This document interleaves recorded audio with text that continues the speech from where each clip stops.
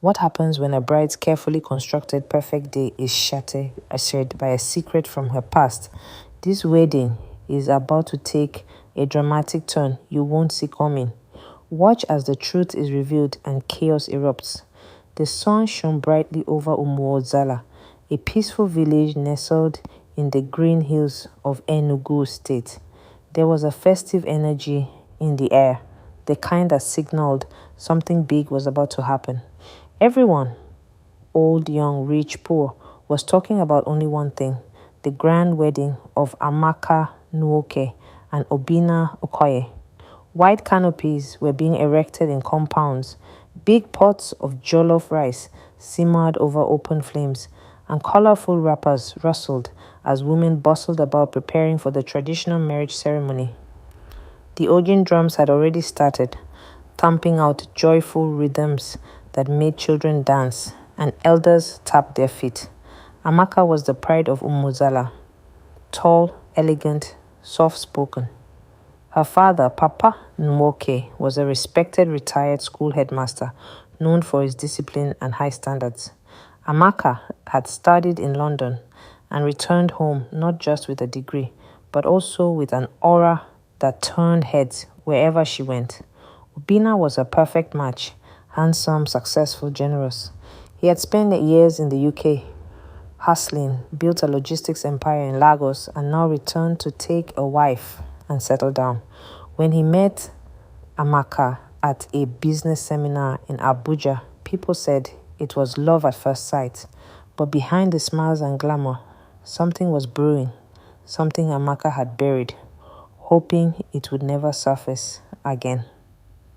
2 days before the wedding, a dusty old bus pulled into Holy Trinity Junction, letting out passengers who coughed and stretched as they stepped into the midday sun. Among them was a man in a worn-out blue blazer and jeans, his cap pulled low over his face. His name was Femi Adayemi. He clutched a brown envelope tightly in his left hand and carried nothing but a travel bag slung across his back. As he walked through the village, he asked for directions to the Nwoke family home. People looked at him curiously. He was clearly not from Umuozala. His accent was not quite Igbo. He spoke softly, like someone who had lived abroad for a long time. When villagers asked him if he was a guest for the wedding, he smiled politely. Yes, something like that. By evening, he had checked into a small lodge near the main road. In his room, he opened the brown envelope and spread its contents across the bed. Photographs, legal documents, and a crumpled wedding certificate. One photo caught his eye. Amaka in a white dress, standing next to him in front of a registry office in the UK. He whispered to himself, almost in disbelief, "You really think you could disappear, and I wouldn't find you?" Back at the Enugu household, wedding preparations continued with loud laughter, loud music, and louder family debates. Aunties argued over soup ingredients, uncles sat under mango trees, drinking palm wine, and cousins ran errands with excitement. Amaka sat in her room, staring into her vanity mirror. She was dressed in a half-finished traditional outfit. Rich red wrapper, gold blouse, and coral beads lying unused on the table beside her. Her hands trembled slightly as she tried to fasten her necklace. Her best friend Ngozi barged in with a tray of chilled zobo. "Amaka, bride-to-be, why you dey look like say person thief your goat?" she teased. Amaka managed a weak smile. "I don't know, Ngozi. I just feel somehow." "Which kind somehow? Na cold feet be this? Or you want call off the wedding?" Amaka sighed. "No, it's just I feel like something is coming. Something I can't stop." Ngozi rolled her eyes. "Unless you get one secret husband from abroad, I beg relax. Everything done dey perfect." But that joke landed heavy. Amaka didn't laugh, she just looked away. The next evening was the traditional marriage ceremony, and it was nothing short of royalty. The entire village showed up in their Sunday best. Music played, drinks flowed, and dancers moved with such grace that even the elders nodded in approval. Amaka was the center of attention. She looked stunning in her George wrapper, coral beads stacked like a queen's crown around her neck, her face glowing like morning light. Obina looked equally regal, dressed in a richly embroidered isiagu, with a confident smile that suggested everything in his life was exactly as it should be. And yet, Amaka couldn't shake the feeling that someone was watching her, and she was right. At the edge of the crowd, just outside the compound gate, a man stood silently, blending into the shadows. Femi. He watched her from a distance. He didn't smile, he didn't wave, he simply turned and walked away. That night, Amaka couldn't sleep. Her heart beat like a talking drum. She opened her drawer and took out a locket box. Inside was a folded letter, faded and yellowed with age. She read it slowly, tears slipping down her cheeks. This is to certify that Amaka Nwok and Femi Adeyemi were lawfully wedded at Brent Civic Center, London Borough of Brent.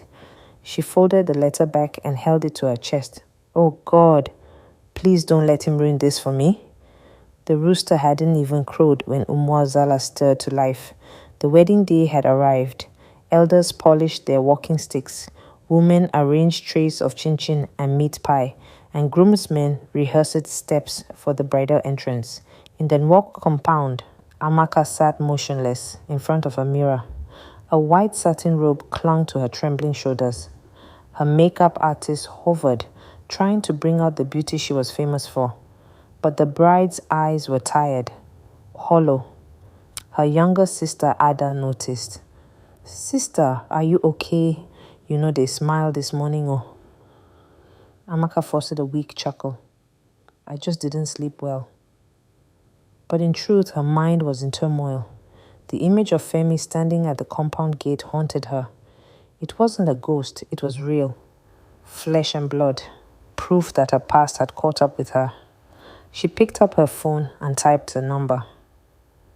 Halfway through, she paused and deleted it. What would she say? Hi, Obina. Before we get married, I need to tell you, I married another man in London so I could get papers. She dropped the phone. It clattered against the tiled floor. The wedding was set at St. Augustine's Catholic Church, a white-walled sanctuary at the edge of town. Cars lined the road, tents flapped in the breeze, and camera crews buzzed like flies. It was the event of the year. Obina arrived first, beaming with pride. His agbada was spotless, his red cap tilted perfectly. He posed for pictures, hugged relatives, and shook the hands of dignitaries. But deep down, he longed to see Amaka. The choir began to sing. Ushers walked the aisle. The crowd stood. Then she entered. Amaka stepped into the church like a goddess. In white, the lace gown hugged her body. The veil floated around her like mist. All eyes turned. Women gasped. Children clapped. Obina's eyes glistened. My wife, he whispered. The priest smiled. Let us begin. The ceremony proceeded smoothly. Hymns, prayers, a beautiful reading by Ngozi. Smiles were passed like plates of rice. Then came the exchange of vows. Do you, Obina Okoye, take Amaka Nwoke to be your lawfully wedded wife? I do, he said proudly. The priest turned. Do you, Amaka Nwok? A man stood up at the back of the church. I object. A collective gasp swept the congregation like a gust of wind. Heads turned. Camera lenses zoomed. Mouths dropped. The man walked down the aisle slowly, confidently. He was dressed modestly, but his presence was thunderous. Femi.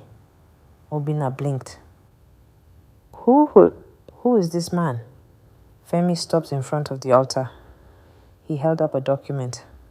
My name is Femi Adeyemi, and this woman you're about to marry is already married to me. Pandemonium. Women screamed. Men stood in disbelief. Aunties clutched their chests like they'd seen a ghost. The priest staggered back in confusion.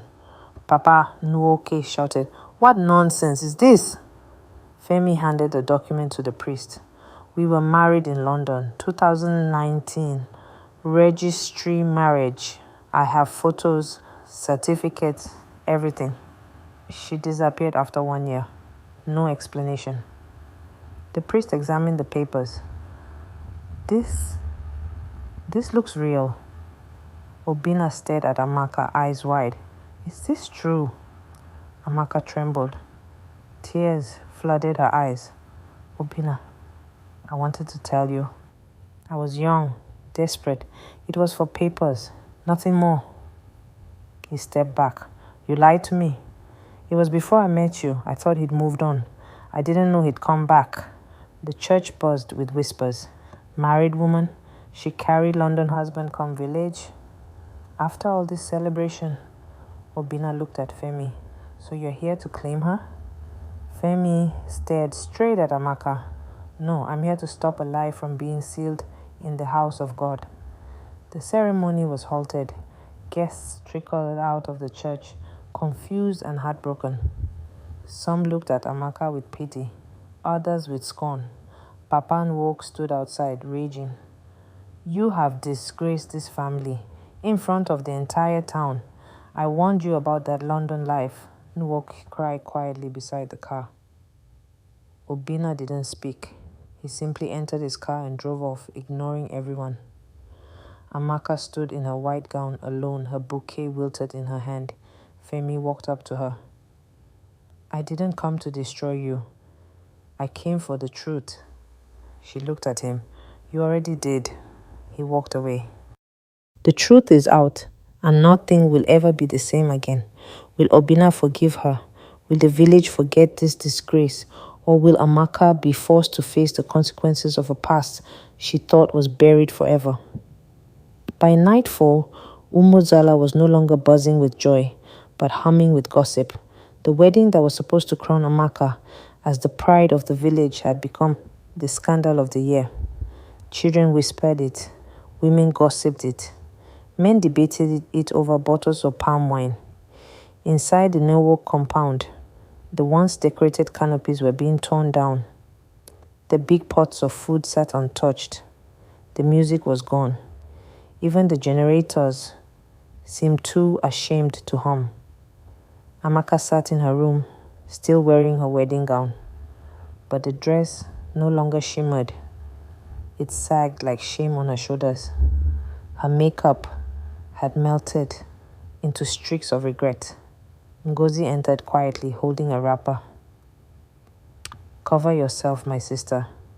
Don't give the village more to talk about. Amaka didn't move. I deserve everything they say. I brought disgrace to my family. No, Amaka, you made a mistake, a big one, yes, but nobody deserves this kind of public humiliation. Her voice cracked. Obina won't forgive me. Ngozi said nothing. Deep down, she wasn't sure he could either. At the Okoye guest house, Obina sat in a dark room, untouched bottle of wine in front of him. His groomsmen tried to speak to him, but he waved them off. His cousin, Emeka, finally broke the silence. Guy, talk to us. Do you still want to marry her or not? Obina looked up, eyes red. Marry who? Someone that lied to me from day one. But she said it was before she met you. Maybe she was scared. Obina slammed his hand on the table. That's the problem. She was scared of what? That I wouldn't love her if I knew the truth?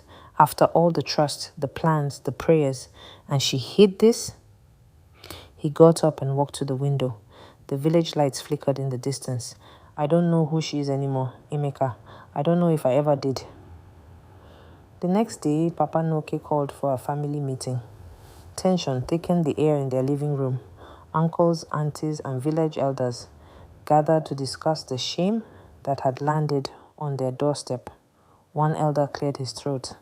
It is an abomination for a married woman to attempt another marriage without proper dissolution. This matter could bring curses. Another added, we cannot bury this quietly. The entire village saw it happen. Papa Nuoke, humiliated, turned to Amaka.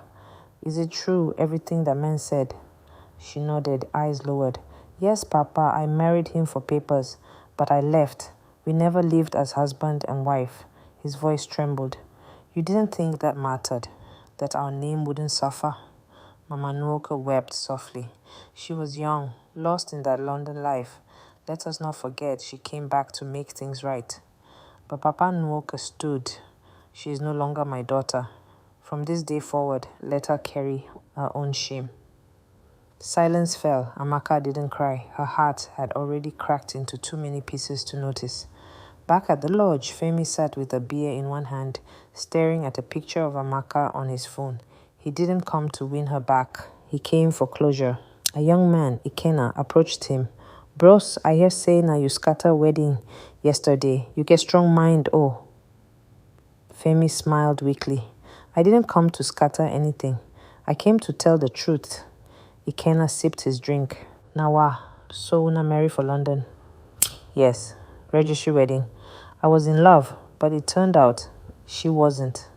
Ikena frowned. So you still love her? Femi paused, then shook his head. No, I just needed her to face the truth. I needed to stop pretending it didn't happen. What can you go do now? Femi looked out the window. I'll leave tomorrow. My work is done. That evening, Amaka found herself walking toward the guest lodge, pulled by something she couldn't name. She found Femi sitting alone, watching the sunset. I should hate you, she said. He didn't flinch.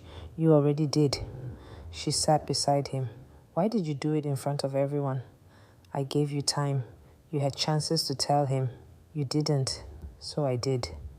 Amaka's voice shook. You wanted revenge. No, I wanted the lies to end for both of us. They sat in silence, memories of cold London nights and broken promises filling the gap between them. Femi stood. You're not a bad person, Amaka, but even good people can do terrible things.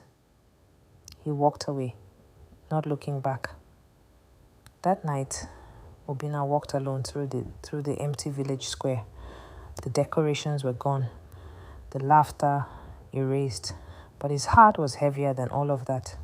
He remembered how Amaka laughed when they danced in the rain, how she held his hand when his mother was sick, how she looked at him like he was the only man in the world. But he also remembered the lies, the betrayal, the embarrassment. He entered the church again. Now quiet and dark, he knelt at the altar.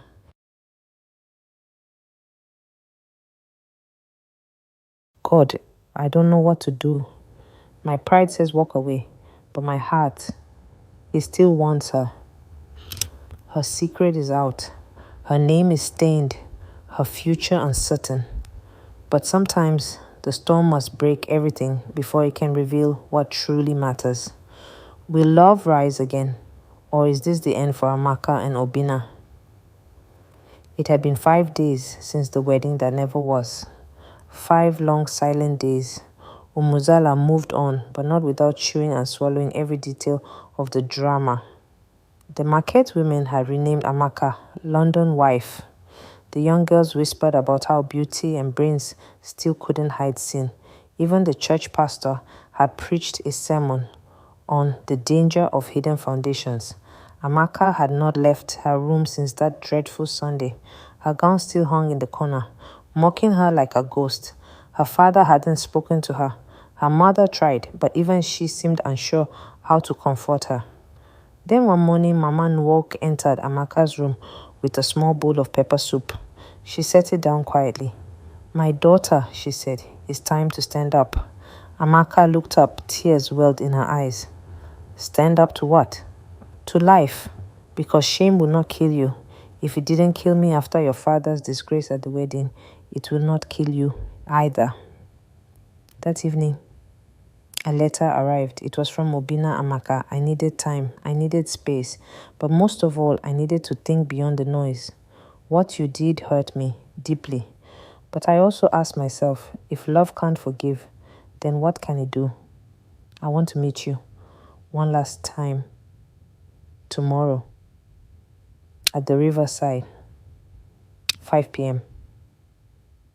Obina Amaka read the letter 10 times before folding it against her chest. Could this be hope? A second chance? Or a final goodbye? Either way, she would go. The river behind Umuozala flowed calmly, unaware that hearts were breaking beside it. At 5:07 p.m., Obina was already waiting, hands in his pocket, face unreadable. Amaka arrived in a simple dress, her natural hair tied in a bun. No makeup. No glamour, just raw, real Amaka. He turned. Their eyes met. She was the first to speak. Thank you for coming. Obina nodded slowly. You look different. She laughed sadly. Scandal changes people. He looked at the river. Why didn't you tell me, Amaka? She sighed. Because I didn't want to lose you. And ironically, that's exactly what I did. Obina was quiet then. Did you love him? No, not like that. It was immigration desperation. I was 23, lost, broke, and scared. He offered security. I offered a name. Obina shook his head. It still hurts. I built a future on a lie. I know. They stood in silence. Then he asked, do you still love me? She looked at him, eyes soft. I never stopped. Obina reached into his pocket.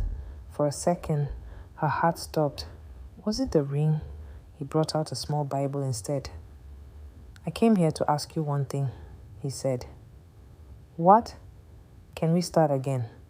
Not as husband and wife, but as two broken people who want to heal. Tears spilled down Amaka's cheeks. Yes, we can.